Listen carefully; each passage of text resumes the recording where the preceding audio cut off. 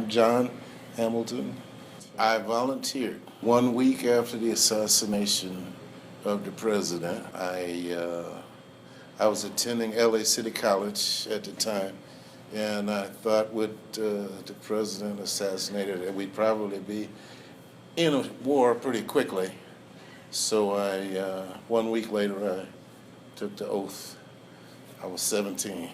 I was the comm chief, so I had the extra radio, the air panels, the axe, machete, extra grenades, extra ammo. This is my stuff back here. How heavy is that? So So heavy. much stuff. Heavy. I was a sergeant. As a new private, I was making $78 a month.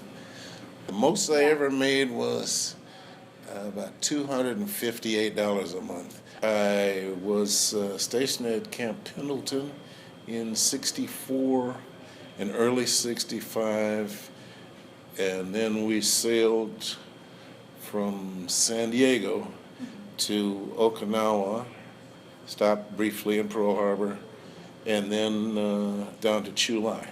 We landed there in early August and went directly on Operation Starlight, which was the first U.S. offensive in Vietnam. This was even before the Ia Drang Valley and everything.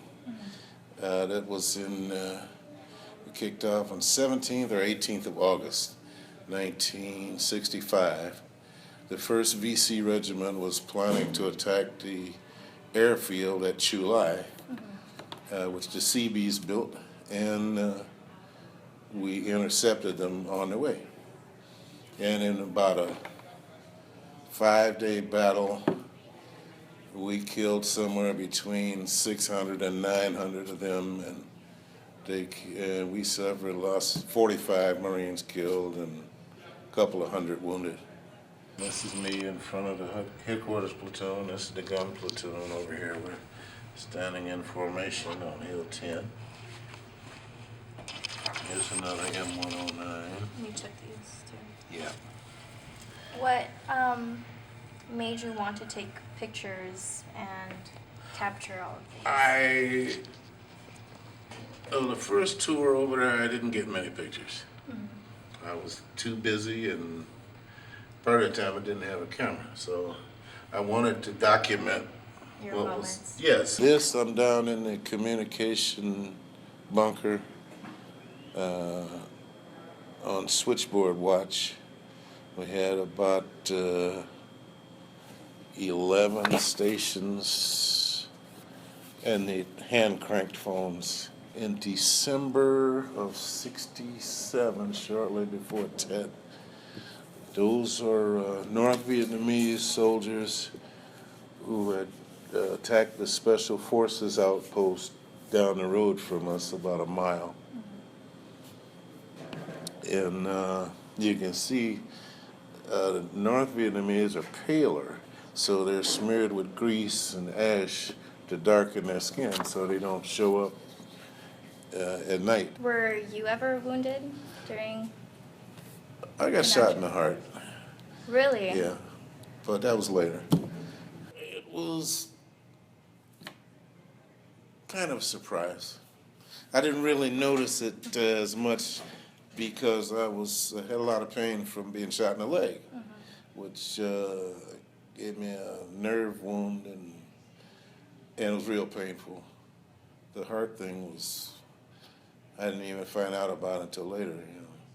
Do you have any experience fighting against the Viet Cong? Yes. Could you explain your own experience?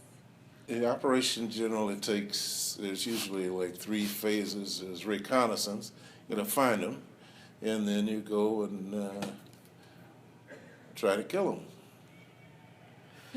And that's the tricky part, because when you have to go into unfamiliar territory, they're often dug in, camouflaged so well that they're invisible to the naked eye, and so you are likely to take casualties first. As a matter of fact, like in some of these more recent wars, they have ridiculous rules of engagement.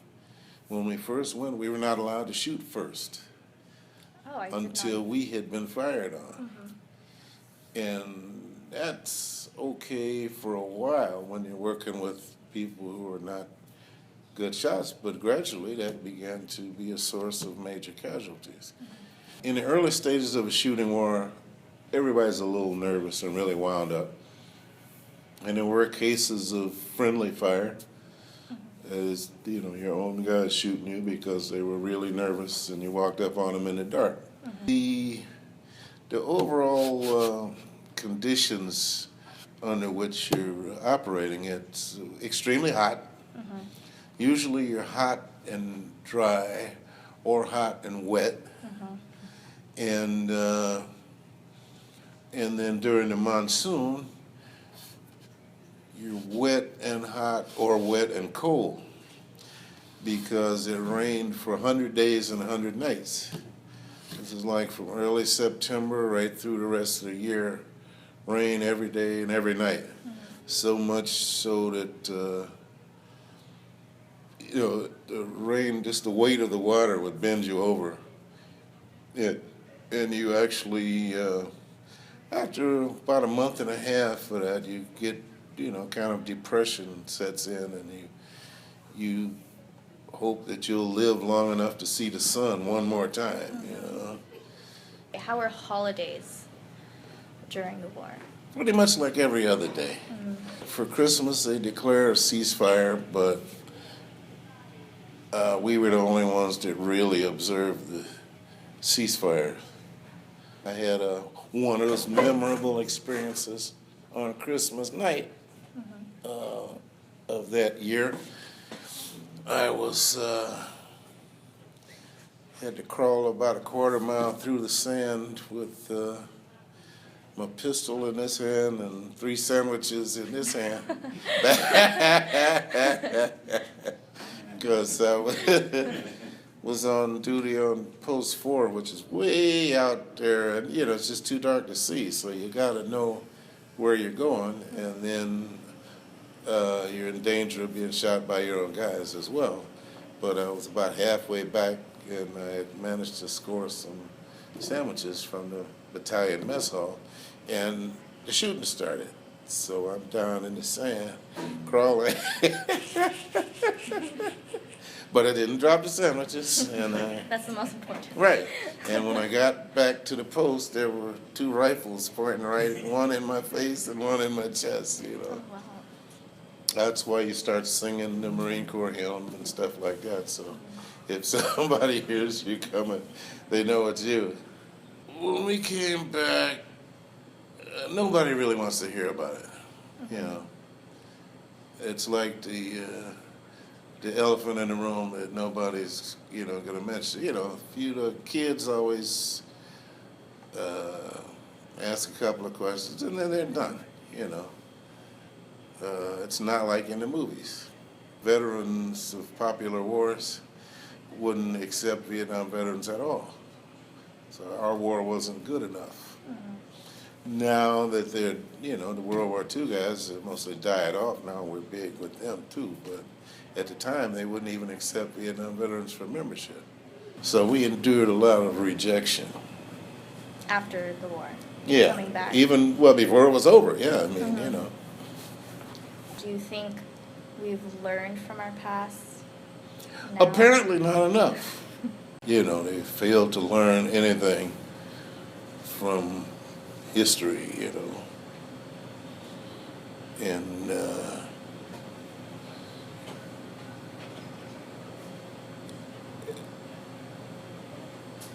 it's depressing.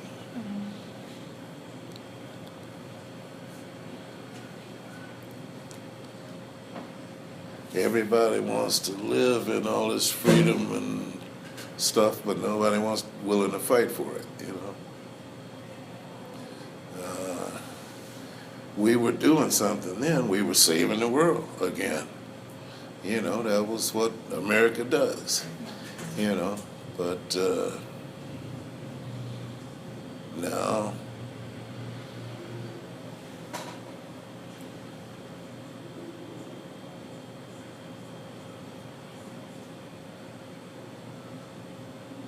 But, you know,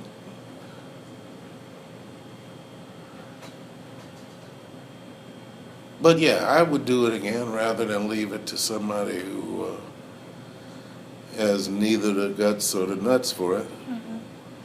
Sure.